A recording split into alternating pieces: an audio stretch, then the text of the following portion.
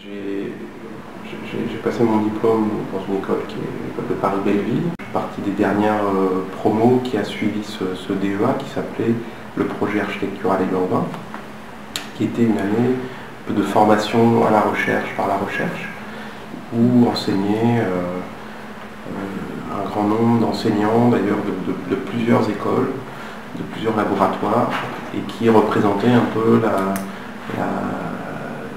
la recherche en architecture à l'époque. Donc il y avait Jean-Louis Cohen, Denis Tionis, Monique Eleb, Henri Bressler, enfin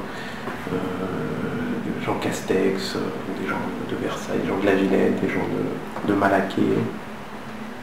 Voilà, et puis ensuite, ce DEA, j'ai enchaîné sur une thèse de doctorat, j'ai obtenu une allocation de recherche pour réaliser ce doctorat. Et puis, assez vite, j'ai commencé à enseigner, parce que à l'époque, cette allocation de recherche comportait un volet d'enseignement, ce qu'on appelait, c'était des postes d'allocataires moniteurs, c'était des bourses du ministère de la Recherche. Et donc dans mon contrat, j'avais un volet d'enseignement que j'ai pu réaliser non pas à l'université, mais en école d'architecture, et en particulier à l'école de Marne-la-Vallée. Et bon, d'emblée, quand je suis arrivé à Marne-la-Vallée, je me suis impliqué dans le laboratoire de l'école qui s'appelle OCS, Observatoire de la condition suburbaine. C'est aussi un moment, c'était particulier parce que c'est un moment où justement cette fameuse réforme du 358 se mettait en place dans les écoles d'architecture en général, et avec un certain nombre de nouveaux enseignements qui ont été ajoutés au cursus, notamment le rapport de licence, et puis l'enseignement de la recherche en master. Et donc comme moi j'arrivais comme nouvel enseignant, on m'a chargé de monter ces deux choses. Les choses se sont faites un petit peu au fur et à mesure. En fait, j'avais pas vraiment, quand j'ai passé mon diplôme, j'avais pas vraiment l'idée forcément de devenir enseignant ou chercheur ou critique. Ça s'est fait un peu, c'est les circonstances et puis des intérêts personnels qui ont décidé de ça. Les circonstances, c'est un petit peu le fait que quand on passait son diplôme dans les années 90, on se heurtait à un moment un peu de crise de la commande suite à un effondrement du marché immobilier au milieu des années 90. Et finalement, la situation de la profession était très difficile. Donc effectivement, la recherche en architecture, elle n'est pas si jeune que ça, elle est plus si jeune que ça, elle a presque un demi-siècle. Par contre, elle évolue. Je dirais, dans un premier temps, je pense que les premiers chercheurs en architecture, les premiers architectes-chercheurs plutôt, allaient beaucoup puiser dans les autres disciplines des outils pour analyser l'architecture. J'ai l'impression que les chercheurs plutôt de ma génération essayent de se poser la question de qu'est-ce qui serait spécifiquement de la recherche en architecture et quels seraient les outils analytiques ou les concepts ou les objets ou les méthodes qui seraient propres à notre champ.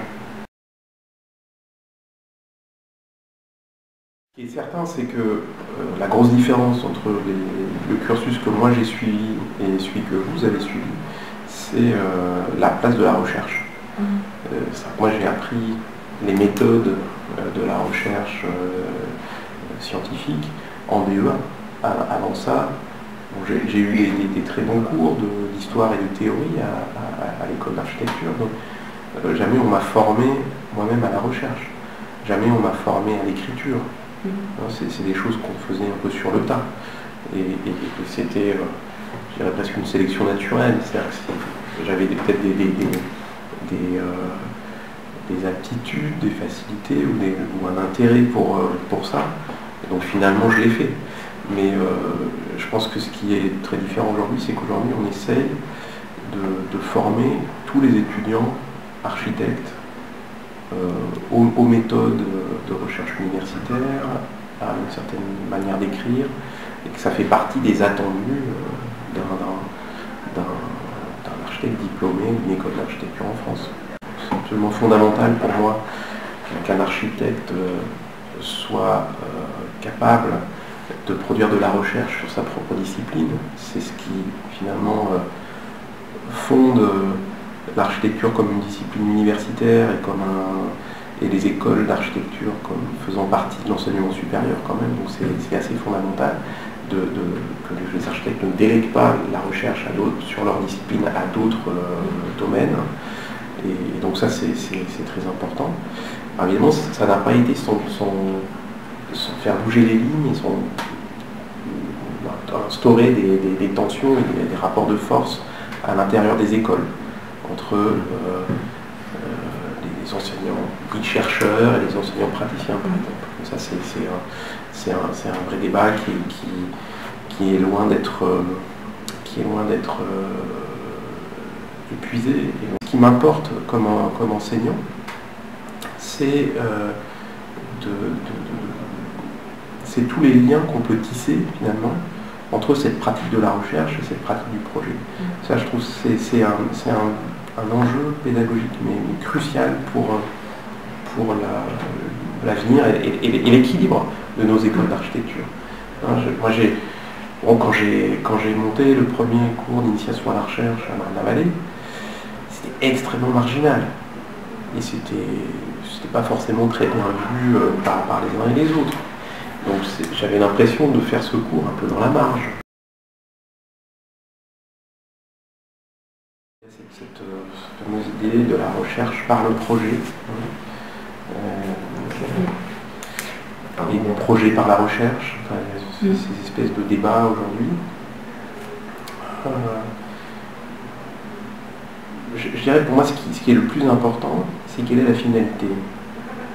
Disons, du point de vue pratique, il y a plein d'articulations à faire, plein de va-et-vient à trouver. Par contre, ce qui est sûr, c'est que ce qui fonde la recherche, c'est de se mettre dans cette dynamique de construire un savoir objectif et partageable et réfutable, qu'on met sur la table face à la communauté des lecteurs et des chercheurs. Voilà, c'est ça qui, pour moi, qui est la vraie différence, quoi, entre le projet et la recherche. Par rapport à ma position de critique, qui me semble être assez importante dans ce que j'ai expliqué, c'est dans l'articulation entre la recherche et le monde professionnel, finalement. Parce que quand j'écris des articles de critique, la finalité, c'est de construire un point de vue argumenté sur des choses qui se construisent dans le temps présent. Ouais. Alors, au passage, ça fabrique de la connaissance, mais le but n'est pas la production de connaissances, mais la production d'un point de vue, d'un jugement même, on pourrait dire. Juger des choses qui se bâtissent aujourd'hui, qui se construisent aujourd'hui, et produire un discours à la fois descriptif, interprétatif, mais aussi évaluatif sur un état de la production architecturale.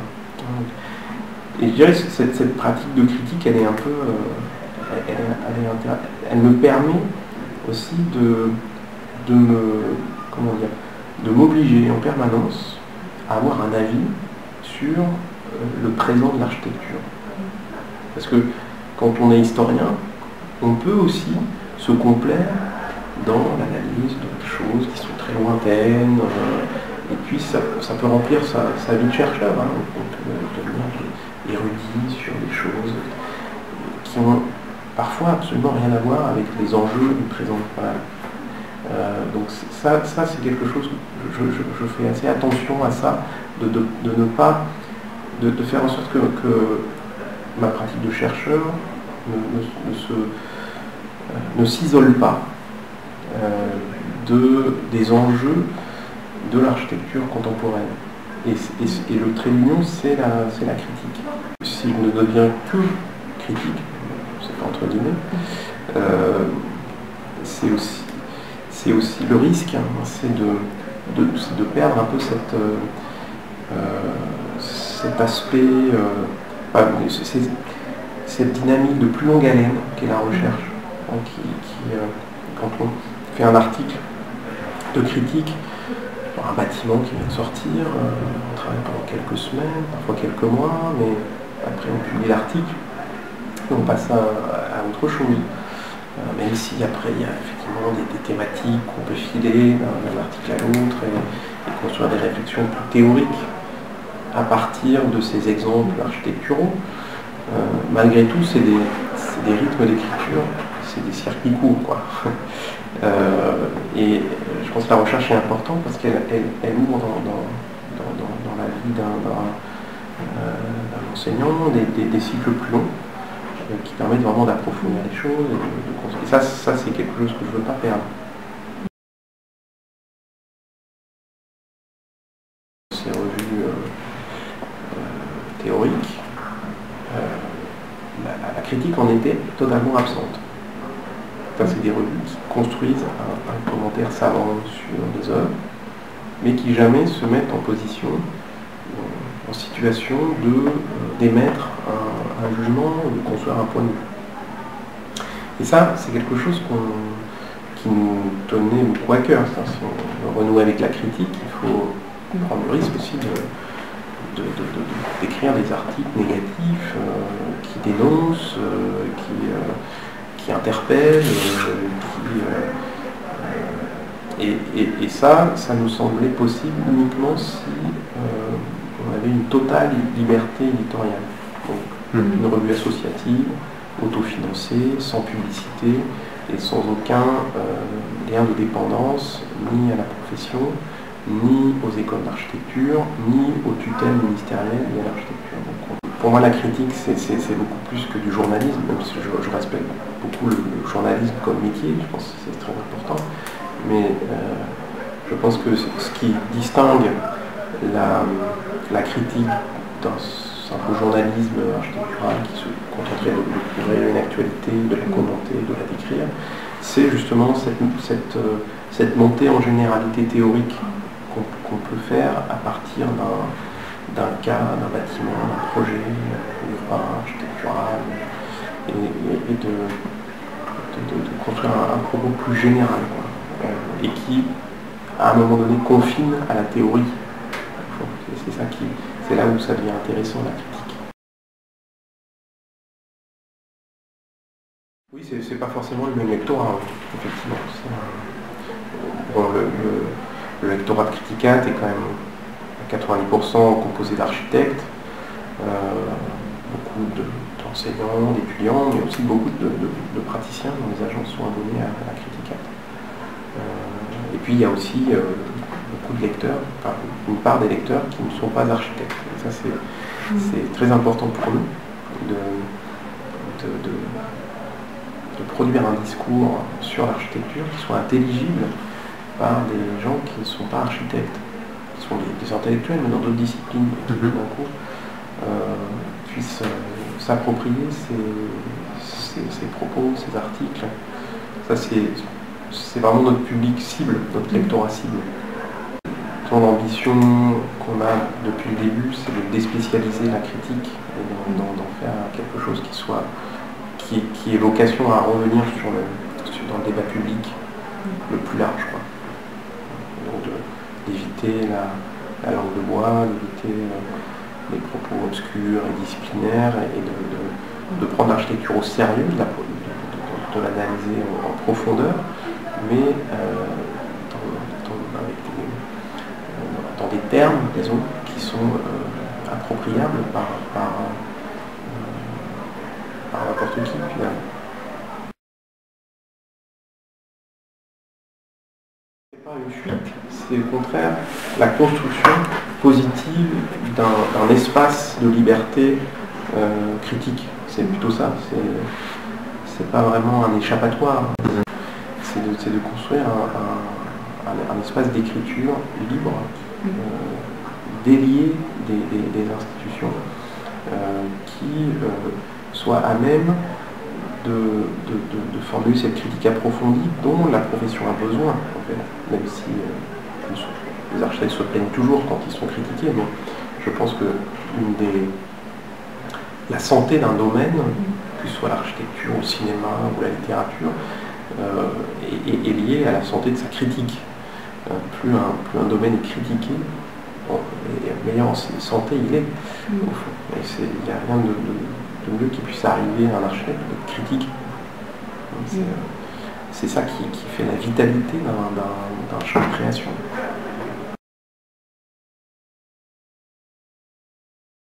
Et je pense qu'elle est fondamentale, votre question. Je pense qu'on a une responsabilité en tant qu'architecte de faire une histoire de l'architecture qui ne soit pas celle que ferait un historien de l'art. Qui serait simplement une histoire des styles, une histoire des œuvres, une histoire des grands architectes. Donc, je pense que les œuvres doivent être ressaisies à la fois dans leur dynamique de gestation, de genèse, qui sont souvent collectives. C'est une question difficile, et c'est justement la question qu'on se pose quand on fait son HDR, son habilitation individuelle.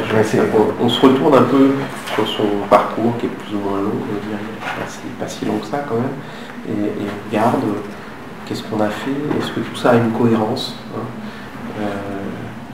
et on essaye de mettre au jour cette cohérence, si ce n'est déjà fait, de la mettre en évidence, hein, donc c'est un moment important, je pense, dans la vie d'un chercheur, c'est vrai que, comme je disais tout à l'heure, pas mal de mes centres d'intérêt sont venus par les circonstances, quoi, hein. Mais évidemment, quand je me retourne sur tout ça et que je regarde comment je m'y suis pris à chaque fois, il y a des régularités, hein, il y a des choses qui sont stables dans ma manière d'approcher les sujets, dans cet intérêt pour regarder l'architecture toujours à ses frontières, hein, à la fois du dedans et du dehors, essayant de comprendre les effets de frontières de la discipline architecturale.